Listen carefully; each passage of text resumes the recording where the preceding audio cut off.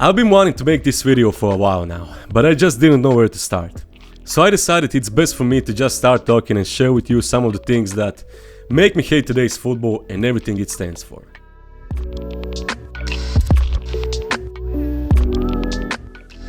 Today's football is so empty, so pale, and so devoid of almost any emotion or attachment to clubs or football players that sometimes I wonder if this is the same sport I once fell in love with. You know what I hate the most about today's football? Press conferences. I hate today's press conferences. I hate everything about it. Players, managers, directors of football, I don't care who it is. They only ever give those generic, stupid and basic answers to every single question. And I get it, it's the way things work today. Nobody wants to offend anyone, nobody wants to give any info about some inside stuff at the club. Nobody wants to jump out from the crowd and be different or even try to be interesting or funny or anything basically. They are all robots. I mean, I hate the journalists too.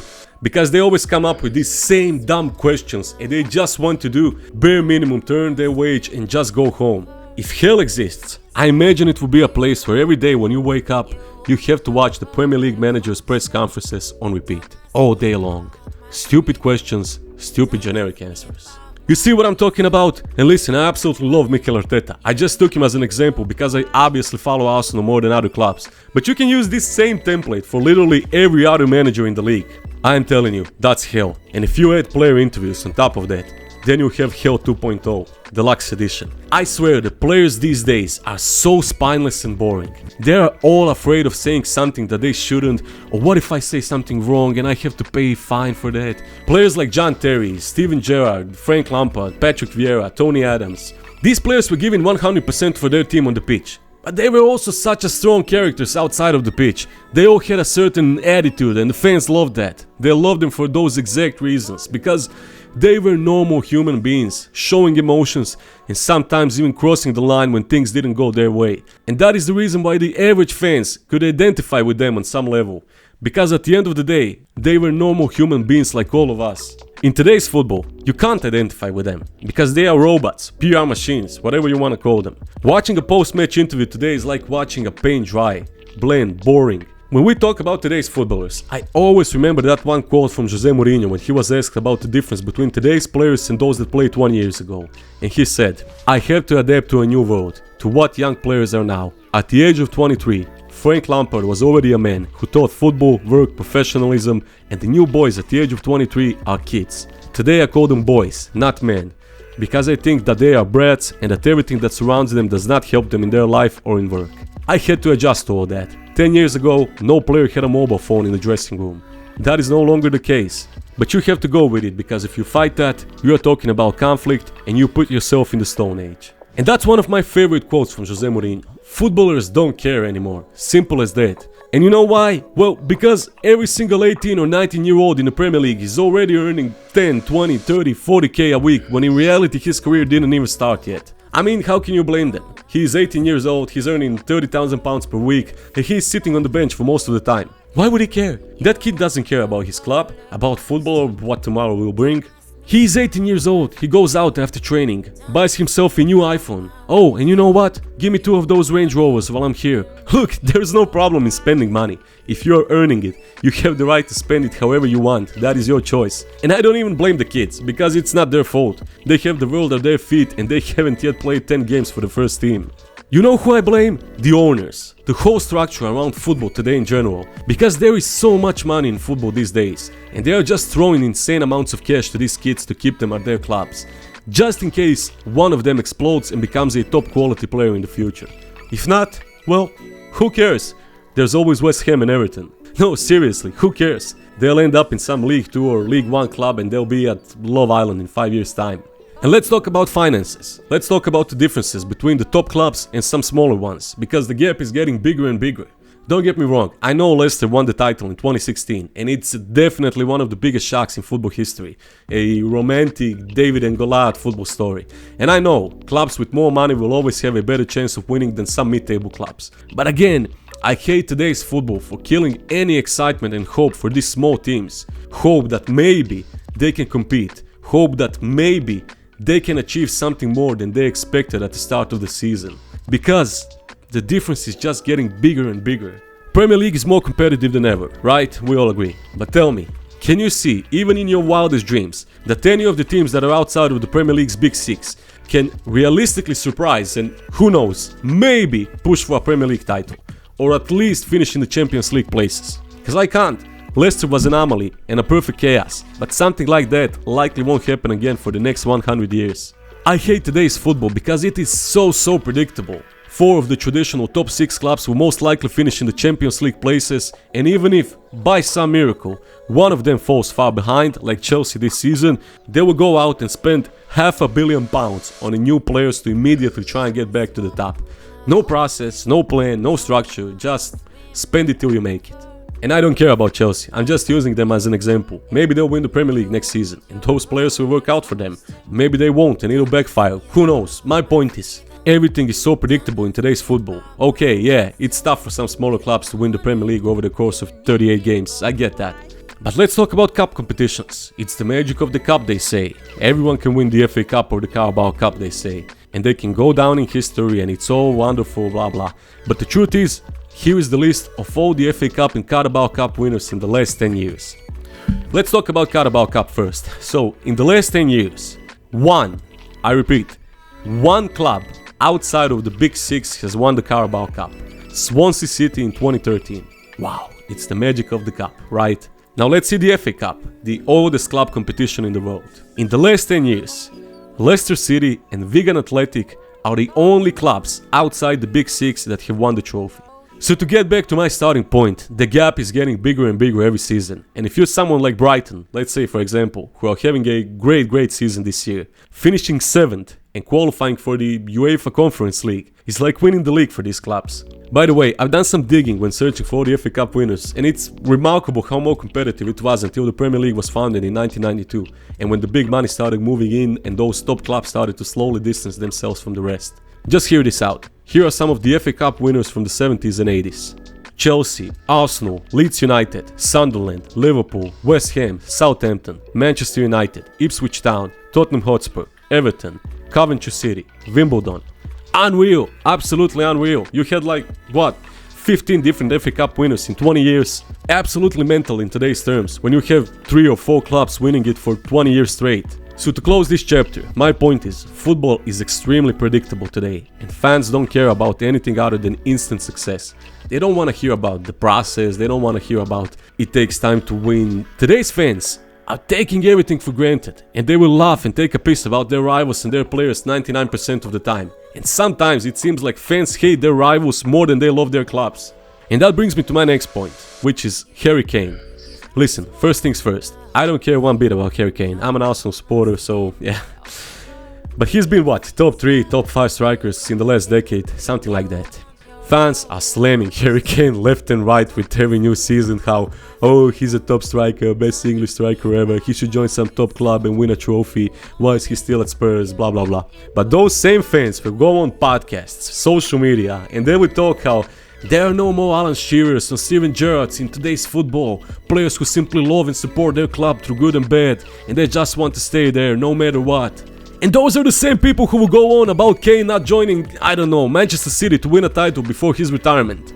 So what? Why does he need to join Manchester City to win a trophy? He'll be remembered as legend in his club forever and will probably get a statue there after he retires. There's a narrative today that every top player needs to join 1 or 2 clubs who are currently capable of winning some silverware.